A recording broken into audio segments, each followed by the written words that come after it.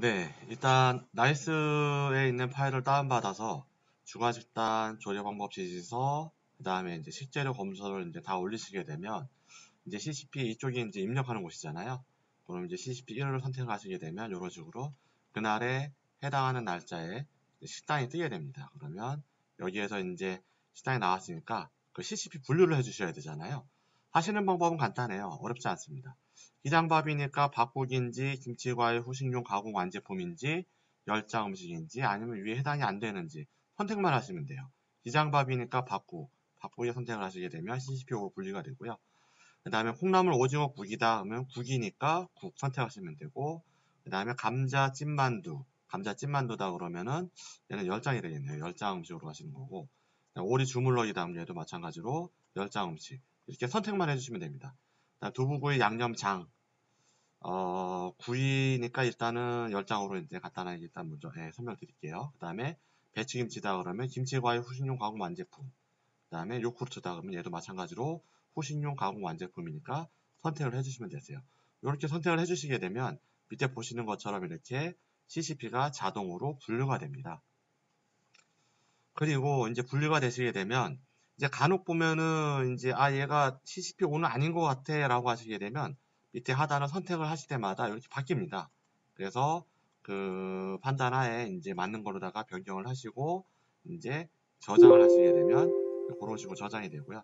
이렇게 작업을 선택하시고 나면 반드시 꼭 저장을 하셔야 돼요. 이게 저장을 안 하시고 다른 탭으로 이동을 했다가 다시 이쪽으로 넘어오시게 되면 이렇게 선택을 해놓은 자료들이 다 저장이 안 됐으니까 지워지게 되죠. 그래서 한번 하시고 나면 반드시 꼭 저장을 하시는 게 습관화 되어 있으셔야 될 것 같아요. 예, 그리고 이제 이렇게 이제 식단이 분류가 되시게 되면 지금 제가 요거를 CCP2로다가 일단 그 선택을 해놨는데 CCP2가 있으니까 당연히 CCP2에 가시게 되면은 이렇게 CCP2가 뜨는 거죠. 마찬가지로다가 여기에서 CCP2가 뭐 열장을 해서 이렇게 선택을 하신 다음에 저장된 CCP가 없잖아요. CCP가 없게 되면은 CCP 탭을 가도 여기에는 CCP가 안 뜨게 되는 거죠. 그래서 CCP2로다가 분류된 식재료가 있게 되면 CCP에서 뜨게 되는 거고 없으면 당연히 안 뜨게 되는 거죠. 네, 그 다음에 이제 CCP3으로 왔는데요. CCP3 같은 경우에는 나이스 파일 업로드해서 이제 그 식재료 검수서 파일 다운받아서 올리시게 되면 이런 식으로 다 쭉 나오게 되는데 거기에 이제 원산지 입력하시고 그다음에 온도 제시해야 되는 것도 온도 입력하시고 유통기한 그다음에 가공업체 농수축산물 표시 이제 이런 것도 이쪽에서 입력이 가능하세요. 방법은 어렵지 않습니다. 이쪽 같은 경우는 일단 선택을 하시게 되면 이거 물론 이제 그 타블렛 PC에서 주로 작업을 하시게 될 텐데 여기 같은 원산지가 이제 뭐 국내산이다 하면 국내산 이렇게 입력을 하시게 되면은 이렇게 이제 국내산에 들어가는 거고요.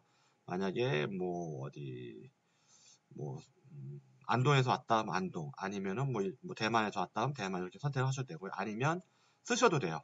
뭐 여기다가 뭐 캐나다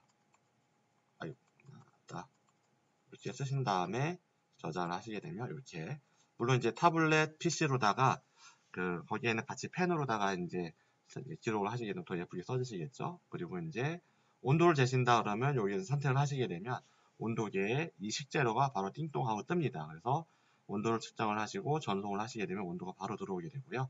그리고 유통기한 같은 경우도 뭐 포장, 제조, 도정이 있는데 더 필요하시면 여기 환경 설정에서 추가로다가 넣는 게 가능하세요. 기본적으로 오늘 날짜가 선택이 되고요. 포장 일자가 만약에 5월 뭐 4월 29일자다. 그럼 이렇게 넣으실 수도 있고 마찬가지로 쓰실 수도 있고요. 이렇게 쓰실 수도 있고 그 다음에 이제 가공업체도 미리 등록을 해놓으면 편하세요. 등록을 해놓으면 해당이 선택을 하신 게 입력이 되고요. 아니면 직접 쓰겠다 그러면 여기다가 이렇게 쓰시는 것도 가능하시고요. 그래서 저장하시게 되면은 이렇게 해서 나중에 인쇄물로다가 출력이 가능하십니다. 네, 그 다음에는 이제 CCP4로 들어가시게 되면 이제 CCP1에서 이제 그 선택을 하셨던 그 메뉴들이 이제 CCP4에서 조리 방법이라든가 이제 그런 거를 이제 입력을 해주셔야 되는데 요거 이제 제가 임의로 다 넣어놓은 거고요. 만약에 밥이다 그러면 이제 추가 버튼 누르시게 되면은 여기 식재료명 선택만 하시면 돼요. 쌀, 찹쌀, 뭐 기능성 이런 식으로 다들 선택을 하시고 그 다음에 처음에 아마 포장 제거하시겠죠. 그 다음에 씻기 하실 테고, 이게 이제 전처리에서 하실 테고, 그 다음에 그 다음 단계 쌀, 찹쌀, 기능성, 그 다음에는 밥을 지시겠죠. 밥 짓기. 그리고 이거는 조리실에서 하실 테고, 그리고 온도 측정 안 하시고 이런 식으로 하시면 돼요. 그리고 이제 교차오염 방지 기존에도 작성하셨던 것들 있잖아요. 이제 안 쓴다 그러면 이렇게 선택하시면 사라지게 되고 동그라미 X 이런 식으로 나오게 되고요. 그렇게 해서 저장을 꼭 하셔야 됩니다. 안 하시게 되면 나중에 다른 탭으로 갖다 다시 오시게 되면 자료가 다 사라집니다. 네, 마찬가지로 소고기 묵국이다. 이러면 이제 플러스 버튼을 누르시게 되면 시제가 쭉 나오죠. 그래서 이제 처음에 이제 주로 야채를 많이 하는 마늘, 조선 무파, 뭐 이제 이런 것들을 야채 종류가 전에 포장 제거하시고 씻기하고 그 다음에 소독을 하시겠죠. 전처리해서 하실 테고 그 다음에 해놓았던 것들을 이제 썰고 담으시겠죠. 네. 요거는 이제 그 기존에 사용하시던 대로다가 이제 하시면 돼요. 이제 작성을 하시던 방법대로다가 썰기. 그 다음에 어디다 담는다 그러면 담기까지 그렇게 하셔서 얘는 이제 조리실에서 하실 테고 묵국이니까 끓이시겠죠. 그러면 뭐 중간에 여러 가지 과정이 있겠지만 일단 간단하게 다 선택을 하시고 그 다음에 끓이기 하시게 되면은 또 어디다 또 끓인 다음에 담는다 그러시면은 담기까지 하시면 됩니다. 그렇게 하셔서 얘는 조리실에서 그리고 이제 뭐 국 같은 경우는 원래 온도 측정을 안 하시게 되는데 뭐 이제 예를 들어 온도 측정을 해야 된다 그러면 지금 현재 미측정으로 되는데 클릭을 할 때마다 이렇게 바뀌세요. 그래서 측정을 하시게 되면 75도 이상으로다가 해야 될지 85도 이상으로다가 해야 되는 건지 85도 이상은 이제 그 어패류 같은 것들이 이제 85도 이상 이제 뭐 고기라든가 그런 것들 대부분 75도 이상이니까 선택을 하시면 되고 그 다음에 이제 이게 뭐 한 번만 할지 아니면 3일 이상 할지 이렇게 선택을 하셔서 저장을 하시게 되면 그 해당 날짜의 온도계에 이제 요 온도를 재야 된다는 메뉴가 뜨게 되는 거죠. 그래서 그걸로 측정을 하시고 전송을 하시게 되면 이곳의 시간과 온도가 이제 나타나게 되는 거죠. 그리고 이제 CCP5로다가 이제 넘어가시게 되면 그러면 이제 그 CCP1에서 만들어 놓으셨던 그 식단들이 CCP5에서는 이제 조리 완료 시간, 그 다음에 배식 완료 시간과 온도, 그게 2시간 이내인지 아닌지 여기에 이제 온도계로다가 시간하고 측정하신 다음에 전송하시게 되면은 온도하고 시간이 같이 다 전송이 돼서 기록이 되는 그런 방식입니다. 그래가지고 이제 요거 같은 경우 이제 조리하시는 분들이 이제 하시는 이제 주로 이제 하시게 되겠지만 마찬가지로다가 이제 조리 완료다 그러면 이제 기장밥이 끝나면은 온도 CCP 온도계에서 그 기장밥 선택을 하시고 전송을 누르면 시간이 이제 들어갑니다. 예, 마찬가지로 뭐 오리 주물럭이 이제 조리가 완료가 됐다 그러면 CCP 온도계에서 오리 주물럭을 선택을 하시고 전송을 누르시면 그 시간이 바로바로 입력이 되는 거죠. 실시간으로 바로 들어가는 거고요.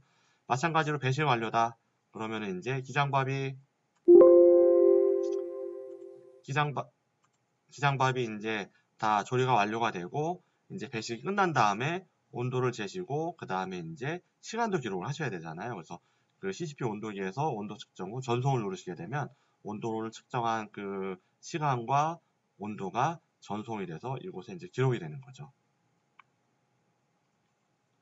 그리고 CP1과 CP2 같은 경우는 CP1은 이제 설치되어 있는 냉장 냉동고에 그 요 환경 설정에서 이제 세팅해 놓은 그 시간에 이제 그 온도가 이제 기록이 되는 거죠. 그래가지고 이제 보고서로 출력이 되시는 거고, 그다음에 소독고 같은 경우도 마찬가지로다가 70도 이상 60분 유지가 됐는지 안 됐는지, 만약에 온도가 안 돼가지고 가동이 안 됐으면 미가동으로 뜨고요.